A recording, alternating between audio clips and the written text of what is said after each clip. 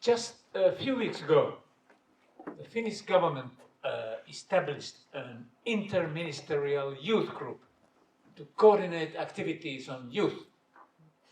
And different group members were to be ministers from the different ministries. Wow. But Sandra Bergqvist, who is the youth minister, was not nominated to this group. Was nominated to the youth group. So you understand that certain discussions in certain circles started. I don't know exactly what happened, but I can assume that one of the things were that the big bosses thought that youth unit, where is that? It's anyway so small that it's insignificant for us. Or they thought that youth work, that's about leisure. That's not important. Or I'm absolutely sure that many of them didn't have a clue of what youth work is and what it can do, particularly in this context. So I'm not. I didn't present this to discourage you. It rather is a reminder that when we do collaboration with other sectors, that's challenging, needs special effort. Now, some years ago in Finland, the municipal youth services, that's the kind of a main mode of youth work in Finland and also important in Estonia and many other countries. These municipal youth services, they wanted to try to integrate into schools, to work in there. And this was an experimental project for 3 years.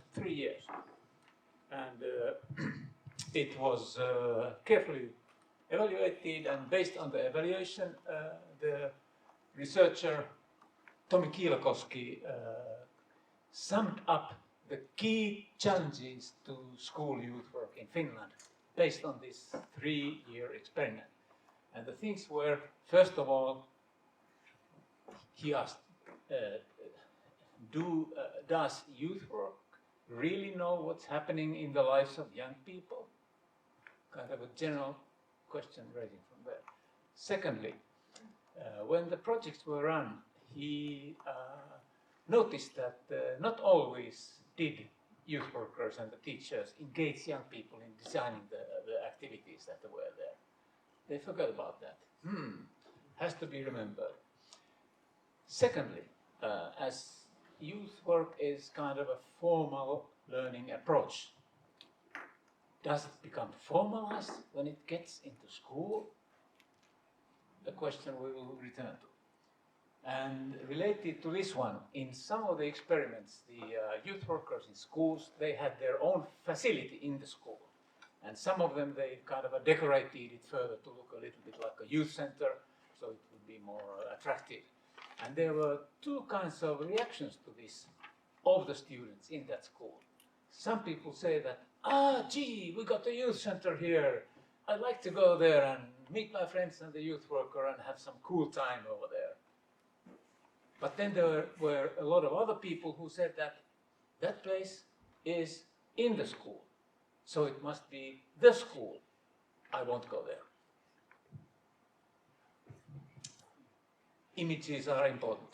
And finally, the basic question was raised whether youth workers and teachers are there to help young people integrate into the existing society, or are they there to support young people to become change makers in the society?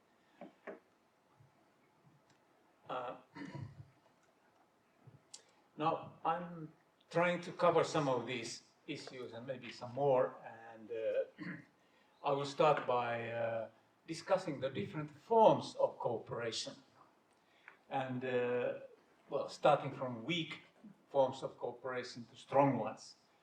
And of course, on the weak side, we have the situation where you propose cooperation with bigger sectors, and then they stand up and say that when all the sectors do what they are good at, then the result is best possible for all of us. No need for collaboration. So that's one reaction, to keep other sectors and actors and agencies at arm's length. Then the coordination is just to know what happens in the other sectors. Now, then I have something which looks a bit strange. It says that work through liminal spaces. Or you could say work through transitional spaces. Because in the school there are not a lot of transitional spaces. Let me take a stupid example. A break between the classes. That's a liminal space where you can find youth workers, the teachers, the young people, and something is happening there. But you may also point out to something kind of a more serious form of transition in school, like school dropout phenomenon, very popular in Finland at least, particularly in vocational education. So the people who are potential dropouts, they are in a transitional phase, whether to stay at school or drop out. So that transitional space has to be identified, and it's a good work for youth workers and school together. And I guess in a school there are millions of different kind of transitional liminal spaces where you can work together. Not mentioned in curriculum or somewhere else, but still worth looking at. Now, coordination of division of labor or work. Well, we just discussed about digital youth work. Some of us are doing digital youth work in our youth work organizations, and it's something that's supposed to become more and more popular. And here we know that the school has to teach young people the technical digital skills, which means that we on the youth work side, we can forget about that. It's the job for the school. So we can concentrate on something that's more youth work type of activity. We can kind of discuss with young people how they would use the digital means to kind of promote their identity growth, use it for participation, or avoid the harms and risks related to digital means, or to help them learn critical digital literacy. Things like that are typical kind of a youth work. Then there is a kind of a more stronger form of collaboration, cooperation, which are called collaboration. Taking out of my own history, being the director of youth service at Helsinki, we organized together with the school a lot of youth hearings. So we decided to take a day off from school. In the morning, youth workers and teachers worked in small groups with young people who developed questions for decision makers. Then in the afternoon, we brought in the decision makers, the big bosses, even ministers there, discussing with the young people, and they had a debate, heated debate about various things. And well, that was a collaboration between youth centers, between schools, between youth workers, between teachers. And we even had a structure. We had a joint organizing committee. Then finally, there's something I've titled Working and Learning Together. And here, I just give you an example. At one kind of interdepartmental kind of project we had a case where we had a youth worker, a health worker, a social worker, and a psychologist from the school social work department. So 4 very different kind of professionals. And we put them into the same office. And they were tasked together to find out how they could reach young people from the internet and have a meaningful dialogue with them on matters that concerned them. And it was a 2-year project. After 1 year, I became kind of curious of what on earth is happening there in this office. Is there a war or chaos or what is there? And I went to interview the people, and I asked the youth worker there that is it possible to work with these very different kind of professionals here? And it was interesting what the youth worker said. She replied, "There is no return to youth work only," which I think is absolutely fantastic, because it means that the professionalisms were merged. Actually, they developed a new professionalism, I think, in a way. So that's why I like to. I describe you also this, not to only describe different types of cooperation, but also to have a kind of a North Star to reach at, and that would be the strong forms of cooperation, because that breeds innovation. Okay, well, this is what Darko said me to do. So I have every now and then some kind of a schematic ideas.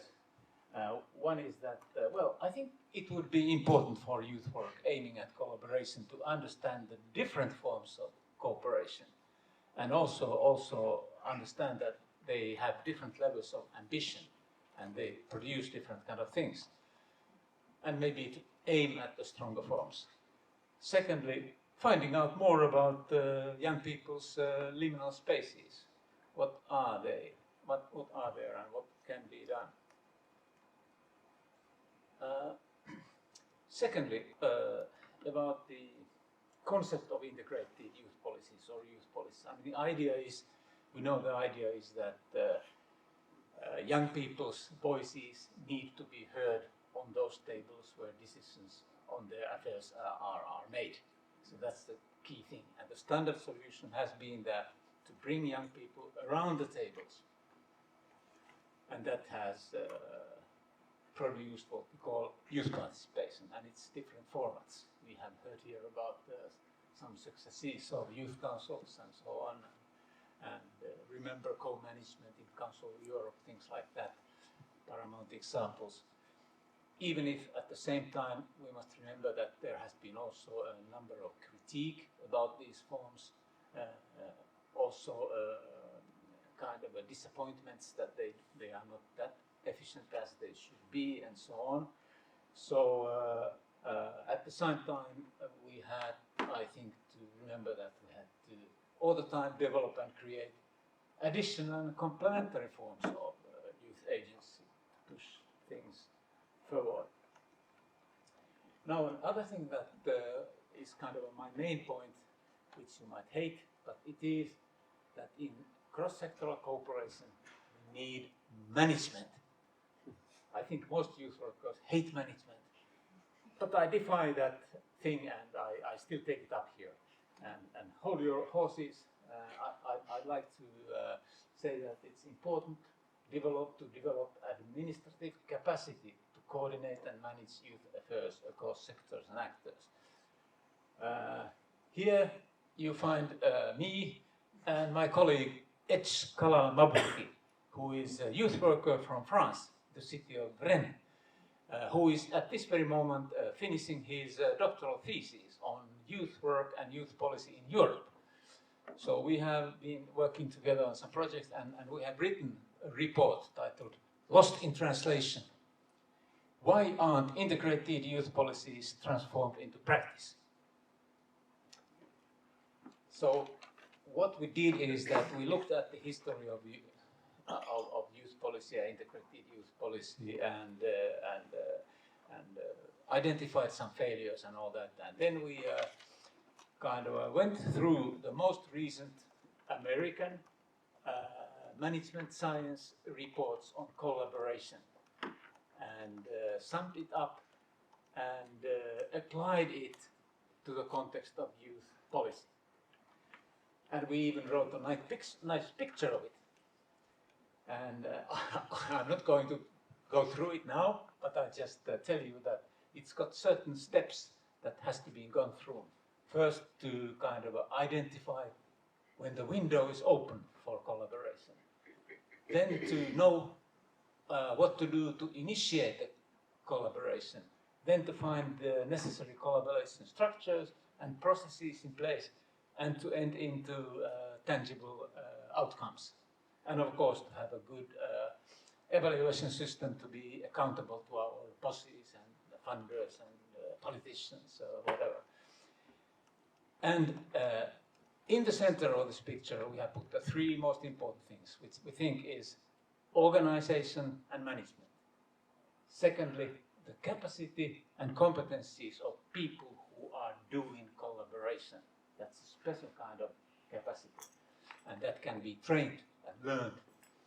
And then, of course, youth engagement.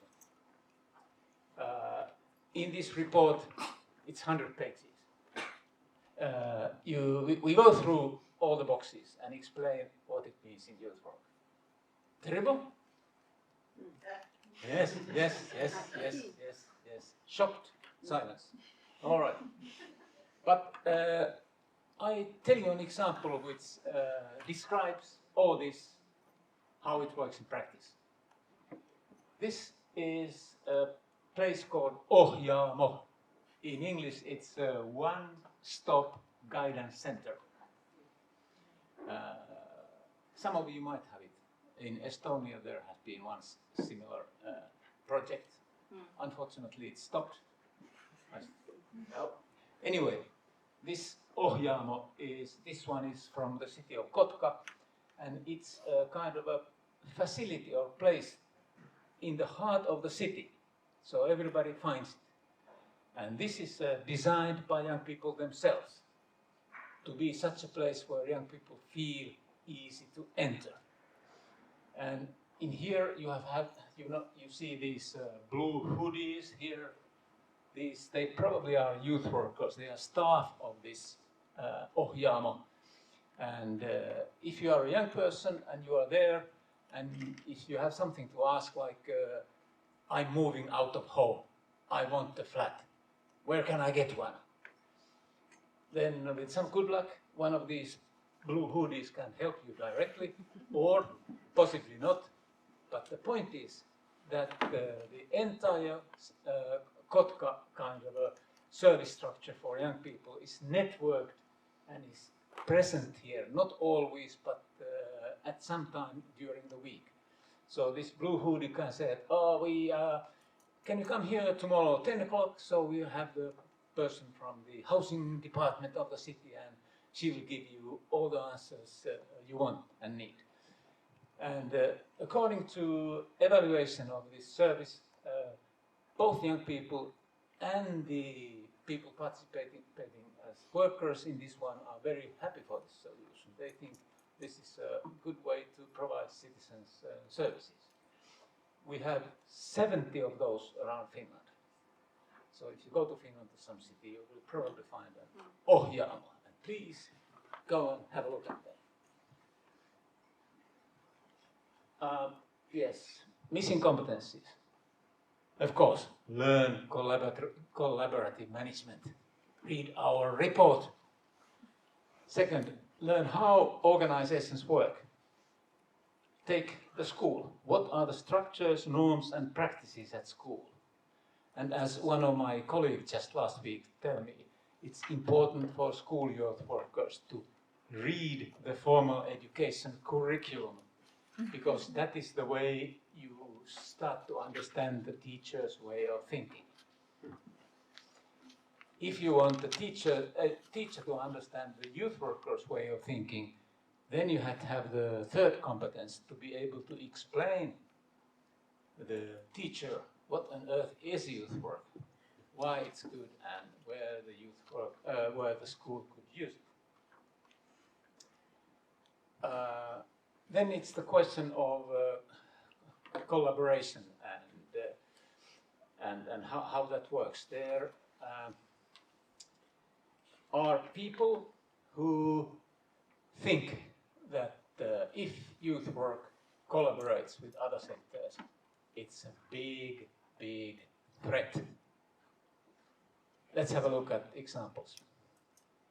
Here we have Tanya de Saint-Croix from the UK, who has studied youth work cooperation with other sectors, and she says that when youth work has done that, the cooperation became formalized, more bureaucratic, target-focused, monetized, and commodified, placed more clearly in the framework of social control, surveillance, and policing. It seemed to many politicians, to many practitioners, that youth work was losing its identity, its sense of solidarity with young people, and its informal approach. Ooh, tough critique. And another British youth worker and researcher, Brian Belton, who wrote about school, which he particularly hates, says that the school is an authoritarian learning system which produces authoritarian personalities and which stigmatizes, medicalizes, and marginalizes young people. There you are. I hope there are nobody from the school here get a heart attack or something. No, but I think it's important to understand that there are cultures and the cases where the cooperation with school and youth work is not it's as itself kind of a rosy thing. It's got other problems, and even if Darko is smiling, I had to criticize him for not being able to draw a picture where the youth work circle would be completely inside the formal education circle, following this example. But maybe he's learning. Okay, let's go back to, in our countries, we have a little different kind of relations between the two entities. But look at, for example, we have a brand new book on school youth work in Finland. And there the authors explain what it is and all that. And they say that the cooperation with school is negotiated, because there are certain tensions and things to be agreed and decided. But the authors continue, when operating in school, it is essential to remember that it is the headmaster who decides what are the school youth work methods applied and in the school. Interestingly, last week when I interviewed Pekka Mäkelä, who is the youth director in Vantaa, which is the fourth biggest city in Finland, he said, we in Vantaa have a clear position that the headmaster does not decide what the school youth work does. So there we have it. So I guess it's a question of negotiating. But there are tensions and there are ambiguities which we have to recognize. Oh, all right, another example. This is the iconic image of Greta Thunberg with her poster ready to take off the Friday lessons at school and go to strike against the government, stupid government decisions. And soon she was followed with millions and millions of other young people around the world. Amazing. And this case caused certain or it revealed certain tensions between the youth work type activity, participation in demonstrations, and the school. And there was this question, do the students have the right to strike? And we had a headmaster from a school at Turku area who said that, send a message to parents and the young people and said that although the reason is important enough, the students do not, however, have the right to strike. There you go. And then the next day, a guy from the Turku Educational Services, the boss of this headmaster, came to publicity and wrote as follows. Striking for climate is a constitutional right of a child and it cannot be denied. So there you have. Even the school is kind of ambitious about how should we kind of relate to this kind of events. And then we had a lot of schools where young people used the school time under the help and supervision of teachers to write posters for the next year's demonstration, because the teachers thought that that was a great idea. Well, a lot of negotiations needed. Well, if you want to know more about how specifically European youth policymakers have reacted to these climate demonstrations and to climate change in general. I have done a little empirical research on this issue. It was published last year at the Ministry of Education and Culture publications, and it also looks at or analyzes a little bit, perhaps a little bit differently than done, the kind of the benefits and uses of the alternative forms of participation. Well, that was personal advertisement. It can be defined very many possible ways, but I would suggest it's non-formal learning. And here I actually quote myself because I've written about this in a UK publication on adventure education where I had tasked to say what is non-formal learning. So I wrote there, non-formal learning is a learner-centered and practice-based learning process which emphasizes intrinsic motivation, the usefulness of knowledge to the learner itself, and critical thinking rather than objective knowledge and memorizing, and aims at identity growth, social change, well, action I should have added, and integration into society. Learning is voluntary, involves educational aims, and may be creative. So it's just a suggestion. If you buy my suggestion, then one of the missing competencies would be that I would suggest you to refresh your knowledge of what non-formal learning actually means, to be able to explain, for example, the teachers, what's the great benefits of non-formal learning, what are the wonderful things that you can be doing through that approach. And of course then develop cross-sectional negotiation skills. Now, a fourth thing I'd like to attract your attention is that youth and we are facing right now existential and ethical issues. Climate change, decline of democracy, and also decline of human rights, wars, attacks on civilians, uncontrolled migration, and controlled migration of Finland, yes, and digital surveillance and harms related to it, different kind of threats and fears. And the question, of course, is first, how does this affect young people? And how does it affect youth work and youth policy? Well, this is a very schematic picture, and it's written only for your reflection. So one possibility is following also what different teachers have said here during the 2 years, that young people are aware of climate change, and they know how kind of a dangerous and real threat it is to all of them, particularly themselves. And I think they are thinking that I should do something about it. But then on the other hand, they realize that that's very complicated. It's huge, and I don't know how to do anything. So what probably happens is that they simply withdraw, which is passive nihilism.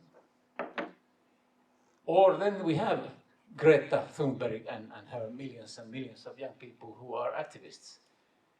Some people have, researchers have suggested that threats and fears breed populism.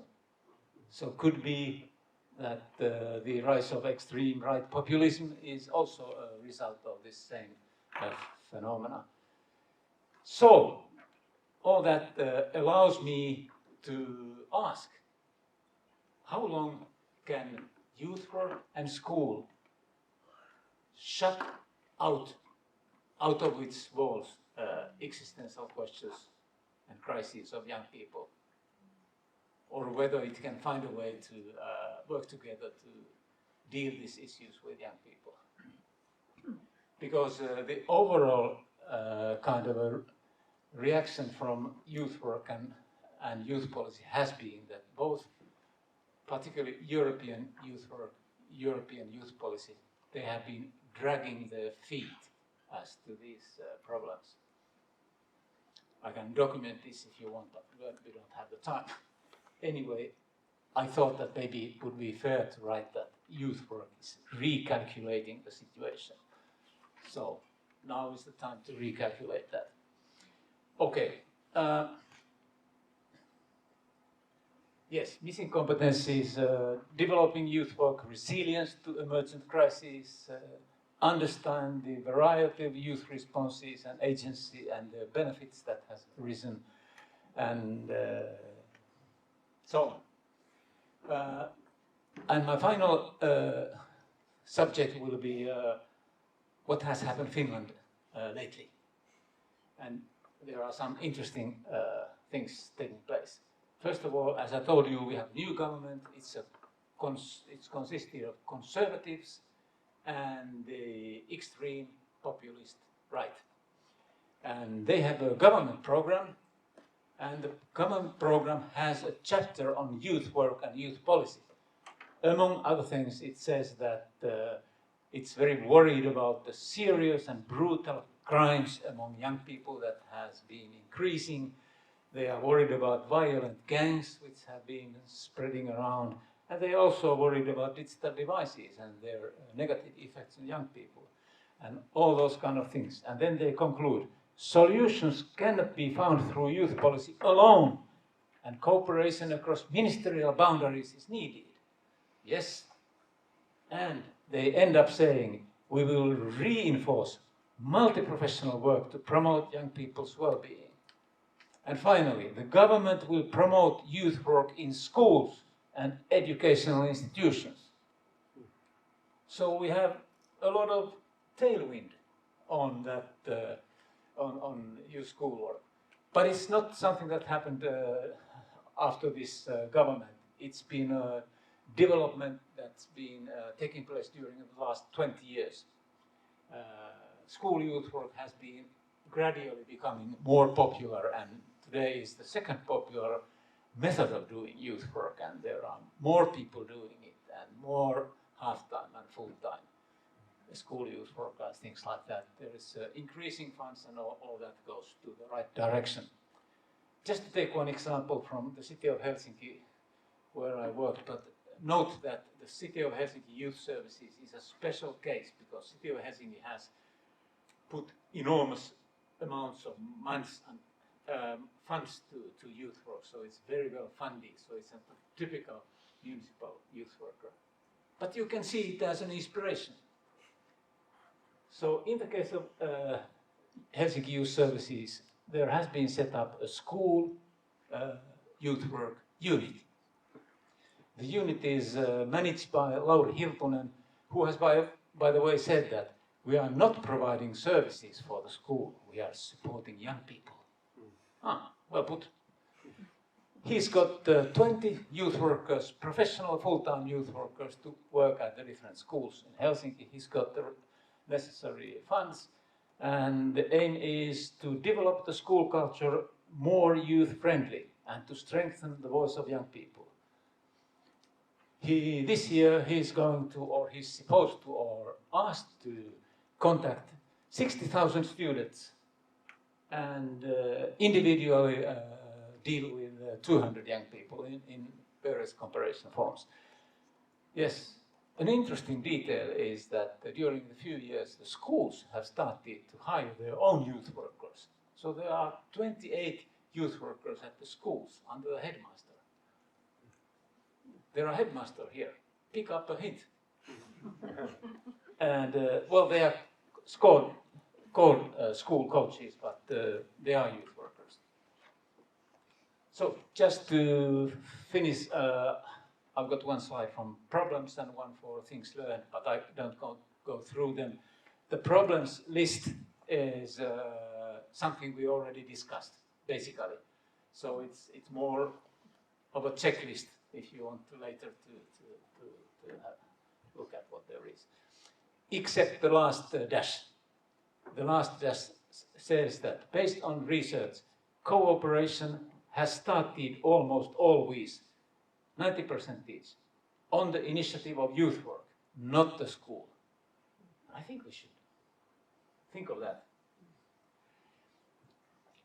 My final slide is things learned. Here are mostly the things we discussed, but here again I'd like to focus on the last dash, saying that the experience has shown that the longer youth work has been at school, the more the school expects it to be there. I think that's a very kind of encouraging and positive message. So just go there, be there long enough, and you will not be let off. Don't go away. Yes, thank you. Thank you, Lasse. Now this one, it's not so loud, huh? This one is okay, maybe you need to speak a bit louder in the afternoon. Good. We asked, before we go to the second presentation, thanks a lot. We have a few spaces for questions, comments, reactions, and thanks. And one from a headmaster. He's employing school coaches immediately. Yeah, I do hope that that it's sort of for the essence of making the presentation more exciting, because I think it's not so much black and white as working for the headmaster or working for youth work. I still believe that it's mostly working together. It's there is no black and white. I think the middle ground is the best part. And also I'm a firm believer of horseshoe theory, in that sense that it's not only the problem of right-wing youth populism that we see, but we also see the extreme left-wing youth populism, at least in Estonia, where you again hear things about class struggle, which is very scary for Estonians, for example. So in that sense, this horseshoe theory is something to keep in mind in that sense also. So, but I would say that the main impression for me is that like the framework of headmaster working together with the youth worker. I think in Estonia it's kind of like a multi-layered, because in schools we do have like a youth worker. We often call that person huvijuht. It's Event like a manager. Event manager. basically, like, yeah, it has a very bad translation. It's like event manager. But reality, that person is kind of like often the first link towards the youth work sector also. And that person in Estonia is clearly employed by the headmaster. But at the same time, if the principal is a normal person, it's not like you work under me. It's like a cooperation. So one thing that I am sort of interested in that sense, that in Finland, do you also have like this kind of like in most schools, do you have like this event manager or like this? It's even weirder. The translation is like interest, like or interest manager. Leisure time manager. Yeah. Like what's the like? Basically, yeah. So how do you have like this kind of a system in Finland also, right? Yeah. No, I think this is a unique Estonian kind of innovation, yeah, and I surely can see the good point there, because the problem is that because youth work is its own sector and school is its own sector, and the problem is to kind of start dialogue, start links. So it would be vitally useful if there would be somebody in between to start that and create those links. We don't have that. Maybe we should. It's a good Estonian best practice. Thanks a lot. Any other? Yes. Yeah, thanks for the presentation. I just got curious with this Ohjamo example. Maybe it was just one example of maybe many things that they provide, but you used the example of, I don't know, housing. And I'm just wondering, like in terms of youth participation in democratic life, okay, one thing is to go somewhere that's like a one place where you can get sort of some kind of social service It's like a help desk to me, what it sounds like. But, and of course that's important, absolutely no argument about that, but I'm wondering if this Ohjaamo model, what does it do in terms of participation in democratic life or activism or these things? Is there any link there? The link is not very strong, but the first thing is, of course, that when those places are designed, we take a group of young people from the city and we use them to kind of use their ideas of how this should look like, so that it would be an attractive place for young people to generally go in and sit and space it, have time and all that. So that's where we use youth participation, but it's only in the beginning. So the other is that there are not only the bureaucrats of the city services in there. There is a kind of a strong presentation of course, youth workers are there, and they are kind of a guides to whatever. If the young people say, I'd like to do something about the climate change, well, where can I go? So this person can tell you, you want to go to an NGO who is cleaning up the beaches of Helsinki from trash and plastic and all that, or do you want to go to an environmental organization, which is that, or do you want to go a youth center which has this kind of project? So it's kind of an interface to possibilities to be active and participate. And there are also representatives of the, there are about more than 100 youth organizations at the city, and they have their representation there. They have kind of a desk there, a person who is there regularly. So I mean, there are links that you can have to active, but that place as itself is kind of an information point which works interdepartmentally. And quickly,